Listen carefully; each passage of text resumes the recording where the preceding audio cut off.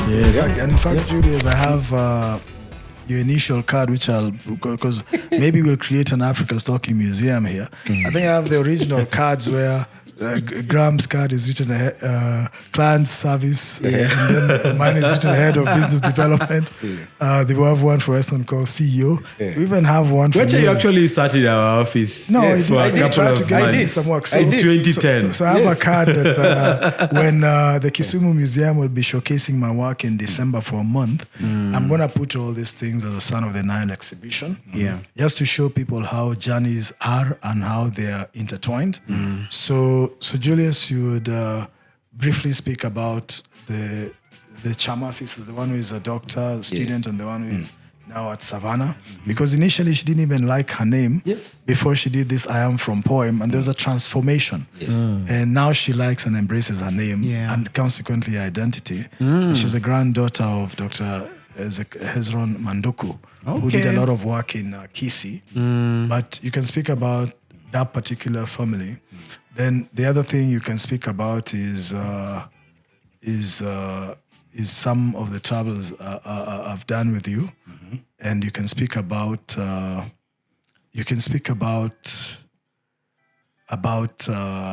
which you didn't say, but I think you also learned something along the way of your veterinary school education. There's a certain way of either thinking or seeing the world or seeing things that you learn from there. So you can tell us the most important lesson or your biggest highlight when you're at the veterinary school, and you can then also speak with us briefly about whenever you left the veterinary school. I'll remind you. So You'll be reminded. No, don't worry about this. Don't worry about this. Don't worry about this. So you could also then tell us at veterinary school, you had the privilege of meeting and knowing also the farmer Chesire. So because we're celebrating 12 years of Africa Stalking, and consequently Africa Stalking is part of the Republic of Kenya and the history of Kenya. So we'd like you to speak about that relationship, and also about you taking me to Mama Zipporah Kitoni's home, Siro Hotel, which the Kiprono Kitoni took me after that, because this is a very pertinent part of Kenya, and you're a Kenyan as well, and we're just storing and recording and amplifying our history as a republic. And so if you could share those, would be very happy. Okay, just before we get there was a previous one you'd asked me about the young people of Mathare. Yes. And we as ACAD have been partnering with an organization known as Missions of Hope International. Okay. And Missions of Hope International sponsors students from Mathare. These guys are sponsoring students from basically kindergarten, primary, high school, and for those who now make it, they're actually sponsored through college. Wow. This particular organization raises funds and totally takes care of over 25,000 students. Serious. Run by a gentleman called Dr. Wallace Kamau. An amazing gentleman, amazing people. So we were invited to engage with them so that we could help some of these young people have hope. And we specifically went to their two schools, Joska Girls and Ndovoyuni Boys. Those are schools that are actually set up by these guys specifically for those students. Can you imagine? And then others are scattered in schools across the country. So we've run various mentorship programs for them. The last one that I did was for this, the ones who are in the top academic areas. Okay, we had about 25 of them that I now had them for 2 days. Prior to them, we had others join us during our own ACAD seminars. Then before that, we now go to the schools and spend 5-6 hours with them, speaking to them, challenging them to wake up and challenging them to do a few things. So one of the things that we have now asked of them is that we want to be able to take a minimum of a top boy and a top girl. Preferably, we should have 4 top boys and 4 top girls, but resources might become a problem. And have them now come and visit me in Dubai for a week. Okay. Now, bear in mind, these are children who are coming from Mathare. Yes. So I have requested the institution and specifically the leaders, and I think they're not too happy with me. I want them to spend at least a week with those kids before they get on the flight and come to by. Because there are certain things that one needs to learn. Okay. Yeah, we'll not go into detail. Yes. So when you get there, I can now spend a week not having to teach you the basics of how to do certain things. Yes. And I'm saying this because we have hosted kids in our home from Western, from Coast, from Machakos over the years, because we are trying to get the top kids to be able to understand there's more to life, to open their eyes and their hearts and their minds to so many more things. Interesting. And if you're going to be spending too much time on basics, with all due respect, like how to use a toilet, then you're not going to be spending time you're not going to be spending productive time with these brilliant kids.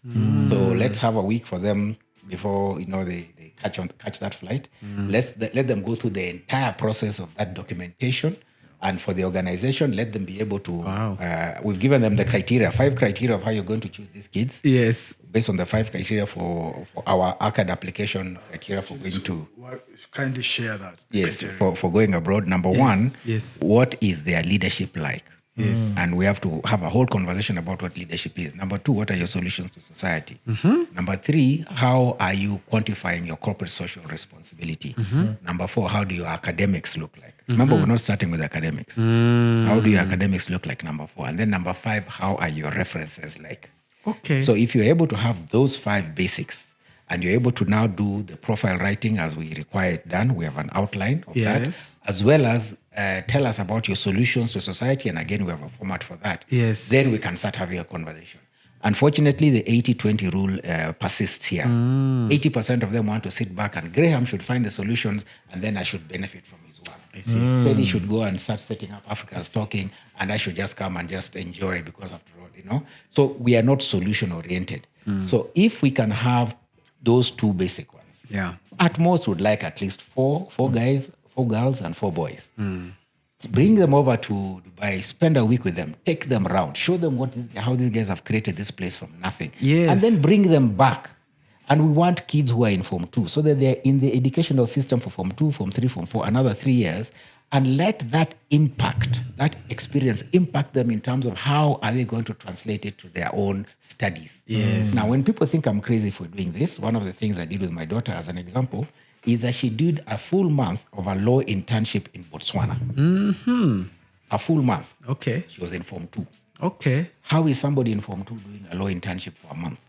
And that process included, and Teddy has always talked to me about this, included our traveling to Botswana by road so that she can see and understand how Africa is. Yes. Understand the geography, understand the languages, understand the people, go to the Victoria Falls, okay? This is Form 2, by the way. Okay. You can imagine how that now starts impacting and changing your thinking, because Africa is not limited to your village. It's not limited to the town you've come from. It's not just Kenya. Now she can talk about Uganda, she can talk about Tanzania, she can talk about Zambia, she can talk about Zimbabwe, because she's been there, she's seen it. She can talk about Botswana. She can talk about different languages and cultures and experiences. So when now we come to doing subjects like history, what is the history of the African people? And Teddy talked about the Queen. Yes. How does that history now tie in with all of us? But from there now, you wanted me to mention these are things that I'm not forgetting. So also to underscore that, the best time to go for an exchange program worldwide is proven is between the ages of 15 and 16. Yes. Interesting. Because that completely changes your worldview. Wow. I was not able to go for one when I was in Anana because, funny enough, I was the one organizing for it. Oh, really? Yes. So when my book was being released at Trademark Hotel, Dr. Beverly Jebet Chesrem talked about that. So the teachers found it strange that I was doing it, but I thought it was important to help them organize an exchange program between Norton School in Stockton-on-Tees, in the northern part of England, which is the industrial district. Okay. And between Lenana and Precious Blood. So 5 girls from Lenana, from Precious Blood, Reruta. Yes. 5 boys from Lenana School. And then they go there for 3 weeks. Wow. So I want to give a bit of a highlight. So when they had gone I believe it was 1995. The Lion King had just come. Okay. And the Brits were crazy about the songs, and about the movie and everything. Yes. And one question that was asked for one of my first mentees ever called Marlon Ingaiwa Kidiga. Now Dr. Kidiga is a pharmacist in New Jersey. Wow. He was asked how do glaciers form, and he actually explained it because he had learned it in geography in school, at Banana School, taught by Mrs. Frida Wamanga. But what even was crazy is that Dr. Jebet, now Dr. Pauline, Nduko, and Musembi, Mutula Kilonzo's son, Jimmy, and all these guys, when they're being asked to do the math, they were not using calculators. Because in Kenya, those days, usually, yes. Even until after high school. Exactly, we were never using calculators. So they were 844 the should math, come back. Exactly. Yes. So they're finishing the math problems before these English lads and lasses. You see that? So it gave them a supremely self-confident mind that if we can beat these guys in math, then we're really good. So majority of the guys out of the 10, I think 8 out of the 10, went to study overseas after that experience. That's so amazing. It became one of the best things I think that I've done, because then I used to run a club called People, Places and Plans. And because Back in high school. And because I was in fourth form, then I couldn't go because it was a 2-year. After every 2 years is when we do the exchange. Okay. And also after every 2 years they come to us. And when I took my friend, the Right Honorable Raila Amolo Odinga, to Lenana, Yes. in the first Mashujaa Day celebration, post the 2010 Constitution, one of the primary things I wanted to be revived was that exchange program. People, places, and plans, and that Norton Kenya link. You see that, and because I found them, and then later, which surprised me, I was invited to join Schmidt Futures. Yes. It's schmidtfutures.com. Yes. I think we'll be going for the first time next year, because now after post-COVID.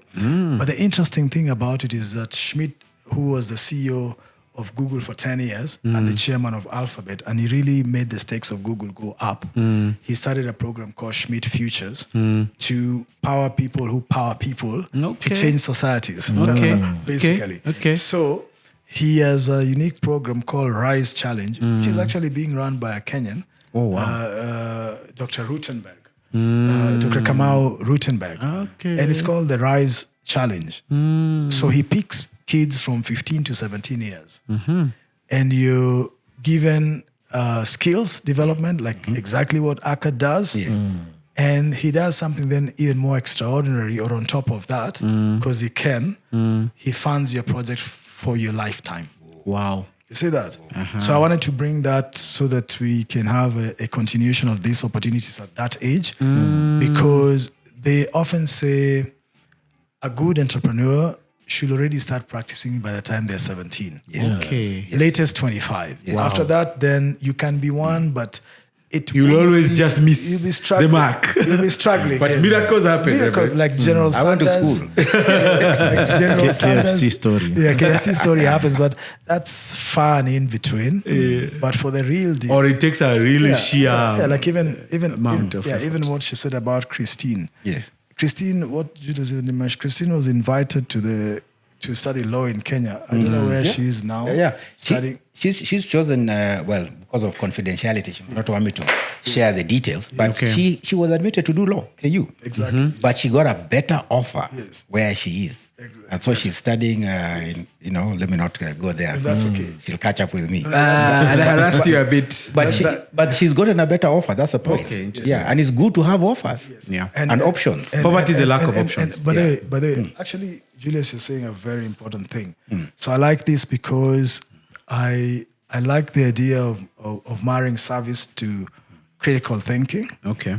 And like in America, they always say, why are blacks the way they are?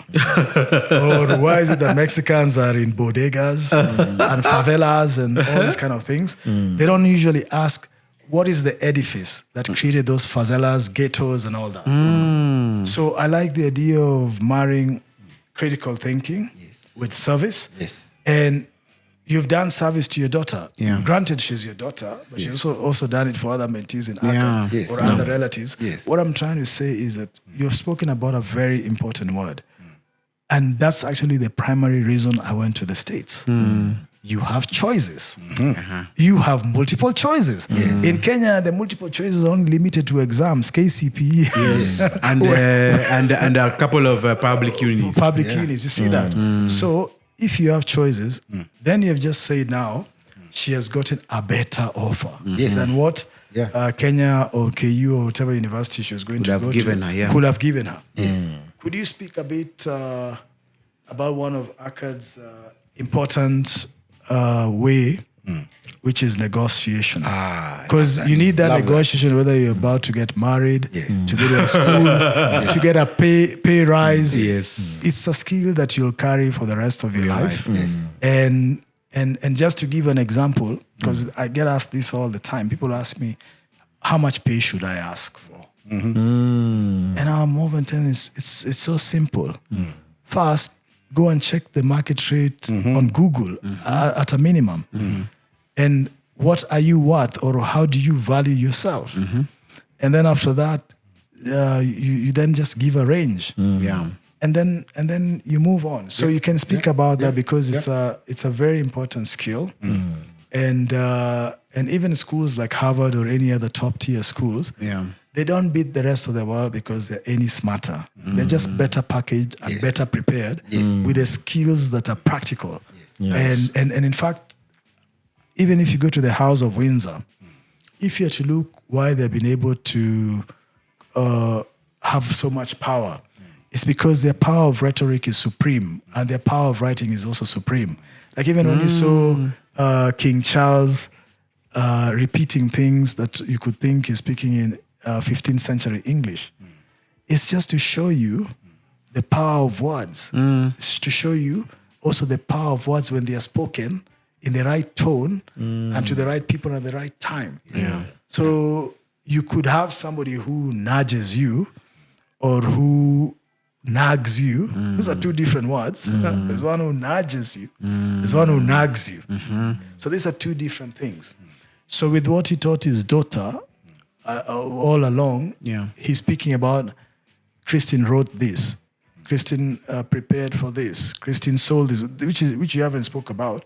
If she sold the tickets for ACAD for people to get into some of the activities, you're also teaching her a fundamental life skill. Yes, and she got paid by the So which is good. What I'm trying to say is, if you could walk us that, because then now you've prepared her, and my goal and my wish, and possibly my dream, is that you should spend a great deal of time to figure out how you'll scale ACAD to benefit Africa from wherever you are, because you already have the playbook. When my friend Eston Kimathi and I went to meet Jack Ma, when my friend Brian asked me, what would you like to get from Jack Ma? I told my friend Brian, who is also an Aspen fellow, I told him, just give us the playbook of how Alibaba was built. That's all we need. Nice. We don't need anything else. Boy, did he spend those 3.5 weeks showing us everything. Serious? I've never been photographed as many times as all the cities we went at the cost of Alibaba. Wow. For him to just show us how they build it, including the original market called You Market. In fact, you should, YIWU. It's the largest market in China where 80% of the socks that you wear or anything you wear is made and comes from. Wow. And if you buy TV, you don't go there because now saying, oh gosh, I'm going to buy one TV. I say, no. Here they buy 20,000 TVs at a go. What I'm trying to say with this, Julius, is that you've taught your daughter well in relation to that. And this is something that can be scaled to all over Africa. Yes. It can be done. And there are people funding similar models, Schmidt Futures. Exactly. So, well, bring the funding and then we will talk. But just to answer your question, first of all, with all due respect, my experience of study at Harvard Law School, program of negotiation, was literally the best academic experience I've ever had in my life, with all due respect. The lecturers there, when they turn up, are so excited about their material. They're almost going to catch fire. They almost combust with passion and interest. And then some of these guys are the guys who have written the books that you're reading in the first place. So it's incredible meeting people there. What was sad is that I would normally be the only dark-skinned person in the room. Question is, where are the other Africans?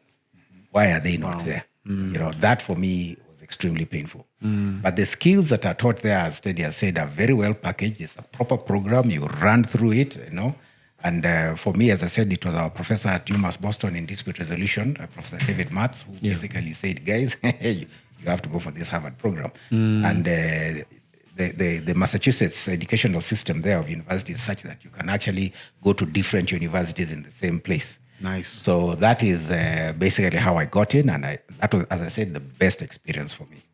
Now, one of the things that we did recently with our mentees in our gap year program was to have a 4-hour session on what we call negotiating with Hitler. Wow. Now, some people now who, with all due respect, their preferred person has lost in, the general election, they feel they cannot talk to that person. They feel they cannot engage with that person. It's part of grief. It's part of the grieving process. Okay. But now we need to teach our young Yani, people. for our listeners, the Azimio Brigade finds it hard to negotiate with the Kenya Kwanza Brigade. You're putting your knife right into my heart, but let's not go. They might not have been allowed. The handshake might not have been extended. Oh, okay, yes. There's no handshake. But everything is possible under the sun. But there's no choice than to extend it. But as my party members at NAC Kenya will let you know, one of the things I love to teach my party members was negotiation. Okay. And one of the things I taught for quite a while, even when party members are not happy about it, was how to handle inter-party negotiations. So we need to understand whether we are negotiating from a position or we're negotiating from interests. Okay. Most people hold hardline positions, hawataki kujua. But if you understand what are the underlying interests, using the iceberg principle, what you're seeing is 10% in terms of the position, but there's 90% that is underneath. You need to explain the Heisenberg uncertainty principle. It says the more you are sure about the position, the less you are aware of the direction of the particle. You need to say something, man. You are exciting us now. This is crazy. Thank you.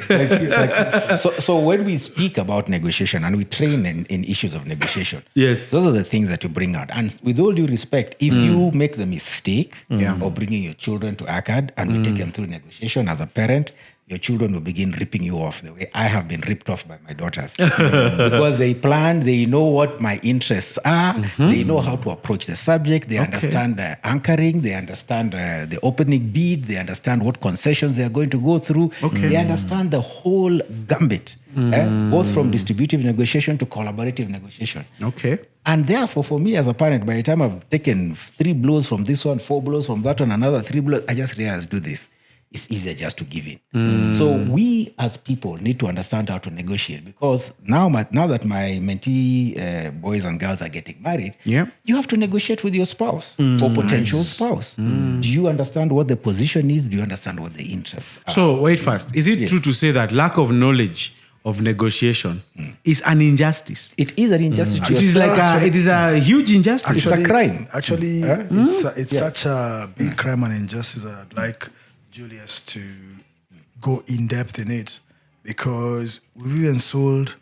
Even when you have something you could have actually benefited from. For example, even for which I intentionally gave the China example. Yes. Because it was actually basically, and they was being asked, what do you want from at the table? At the table. So do you want to Jack Ma to give you some funding in terms of the entrepreneurship fund that he is creating? For Africa. Is that the priority?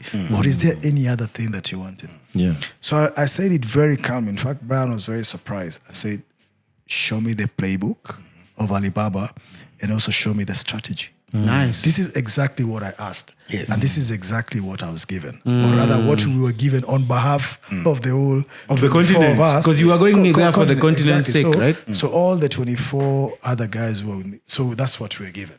Okay. And it actually resulted in creation of another company. Yes. Yeah, but called Ideas Come to Life.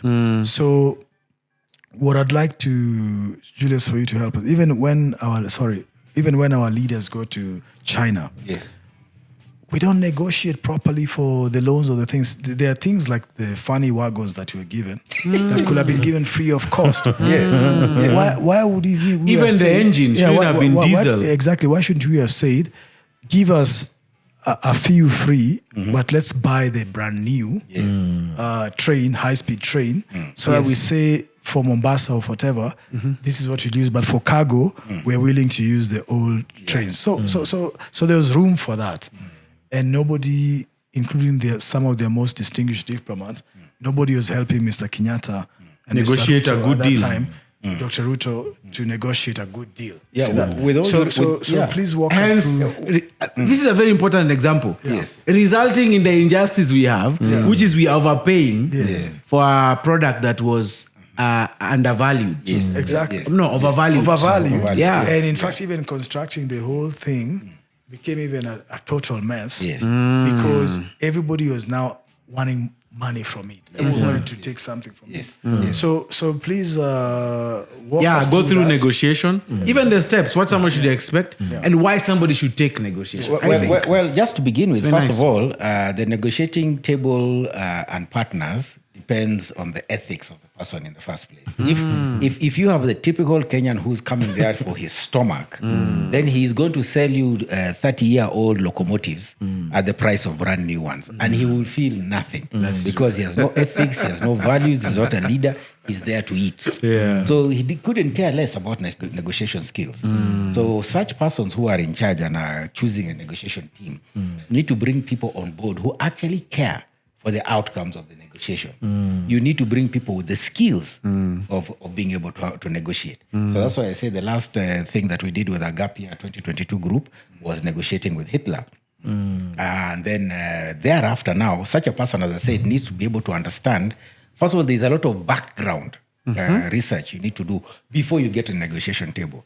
Most of us Kenyans turn up at the negotiation table and we wing it. So when you turn up and just wing it, I assure you you're going to leave 80% value off the table. You'll end up taking maybe 20% because you've not prepared. So you need to have prepared in terms of understanding simple things like what is known as the BATNA. BATNA stands for your best alternative to a negotiated agreement. Now, if you want me to start telling you about BATNA, that's going to be another podcast. But my point is, if you don't even know what BATNA is. In Dubai, we are coming. You have said it, bro. We are coming. Julius, hopefully in November. In November or December, we are in that place, bro.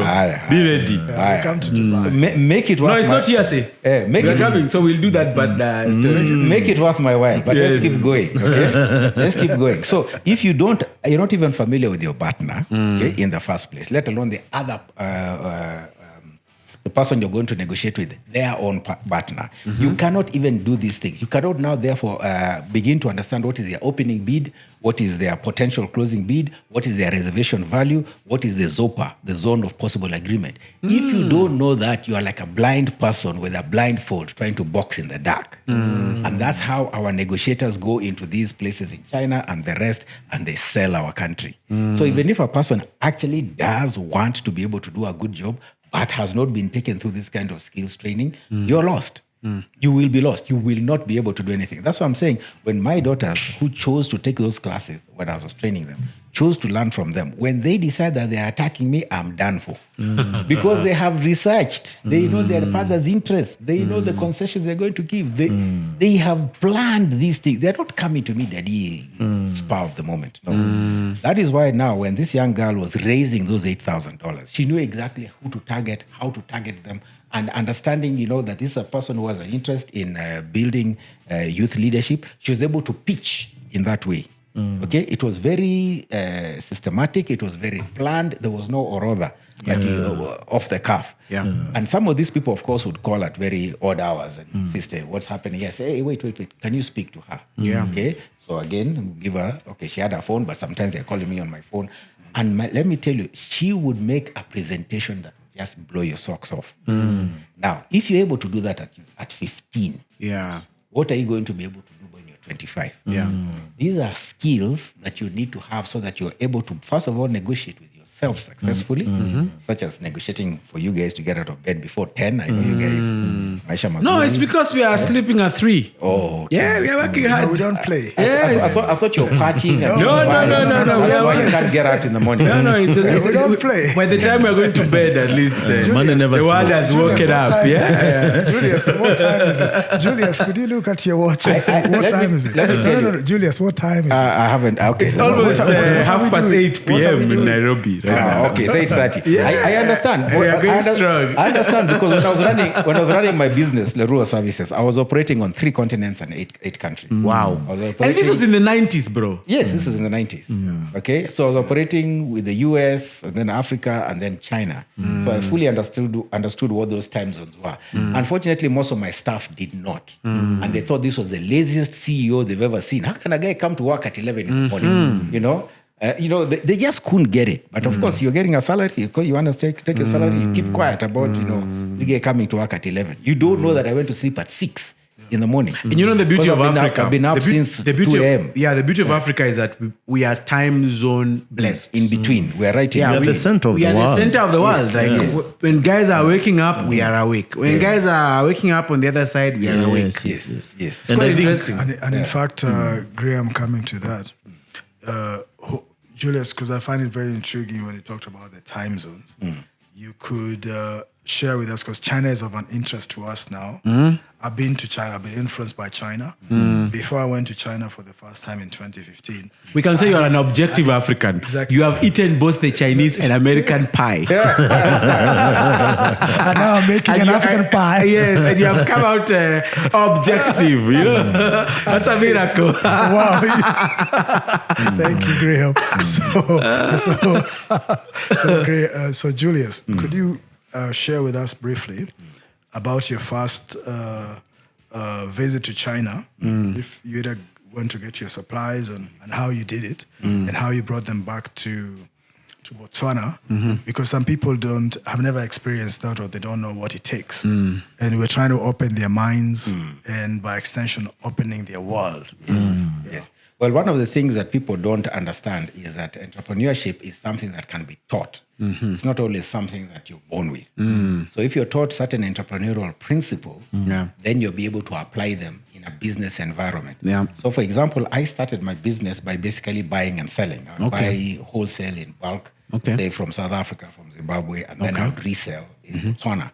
And given my skills now as a veterinary doctor, and you had asked me how does the veterinary things come in, I was the 20th veterinary person to be registered in the country at the time. Wow. When I now recently re-registered, after So recently you're also... I was back there last year, and as I re-registered, I was the 198th person to be registered. So right now you can do it in Botswana? Yes, I'm authorized to do all that. Yeah. So my point is that as I started doing that business, I initially started buying and selling. And so when you're buying at wholesale, you are then going to quote and unquote retail. But the client I was selling to is also a wholesaler. So that's business to business. But now the margins were extremely small. If you're buying at a particular price, you're probably going to get a margin of about 3%. So you have to do things in bulk. So part of what I had to learn, and that's the beauty of going to business school and learning all this entrepreneurship, is that you need to now ask yourself, how can I forward and backwardly integrate these particular solutions?